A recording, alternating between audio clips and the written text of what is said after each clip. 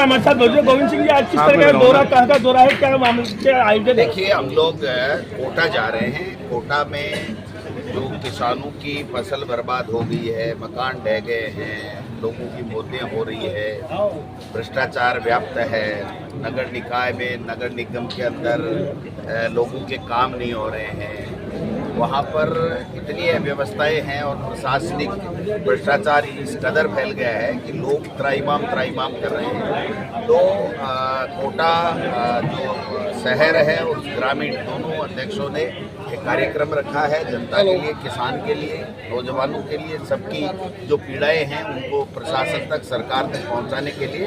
तो उसमें मैं और फतेहपुर के मेरे साथी विधायक हैं कमली खां साहब, वो जा रहे हैं। यहाँ प्रशांत बैरवा जी ने यहाँ स्वागत किया है, लोगों से मिलने का अवसर मिला है, आपसे मिलने का अवसर मिला है।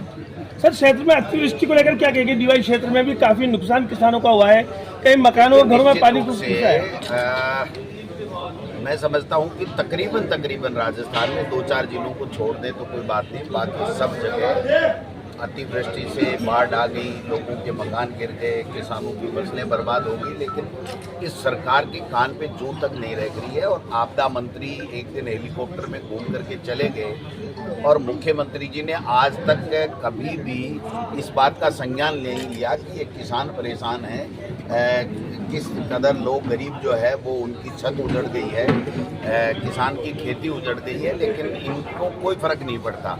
इनको तो दादागिरी से, हिटलर साइज से, पर्ची ऊपर से आती है, उस तरीके से काम करने के आदी हो गए। और मंत्री और विधायक भारतीय जनता पार्टी के, उनकी भी कोई सुनवाई नहीं हो रही है।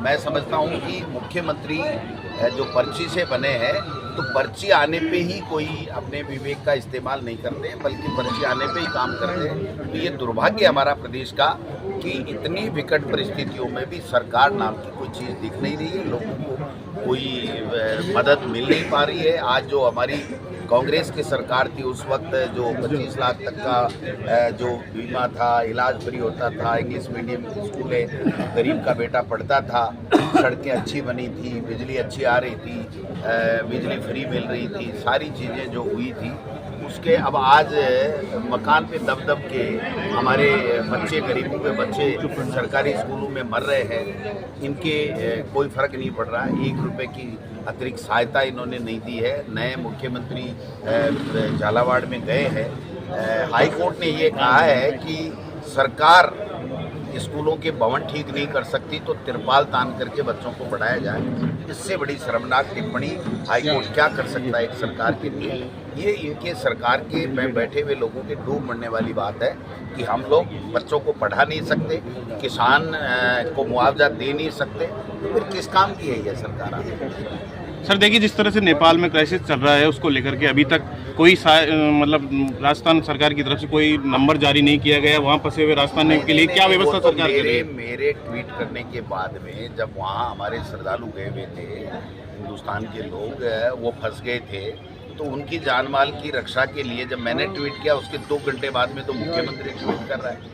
और ट्वीट करने के बाद में भी क्या है, कोई अधिकारी वहाँ जाता, कोई व्यवस्थाएं करते, कोई मोदी जी बात करते। मोदी जी तो घूमने में विदेशों में व्यस्त हैं और यहाँ आसपास में आप देख लीजिए कि चाहे श्रीलंका हो, चाहे नेपाल हो, चाहे दूसरे बांग्लादेश हो, चाहे पाकिस्तान हो, सब तरीके से हमारी विदेश नीति पूरी फैल है। और वहाँ पर हमें बड़ा भाई मानते हैं, लेकिन तानाशाह बड़ा भाई मानते हैं कि वो तानाशाह है। भारत के प्रधानमंत्री और भारत की सरकार हमें कोई सहयोग नहीं करती है और हमारी विदेश नीति फैल है। ये जो चारों तरफ हमारे जो देश मित्र देश हुआ करते थे कांग्रेस के समय में, ये सारे के सारे चाइना के नज़दीक जा रहे हैं। इससे बड़ा दुर्भाग्य कोई और नहीं। Thank you sir.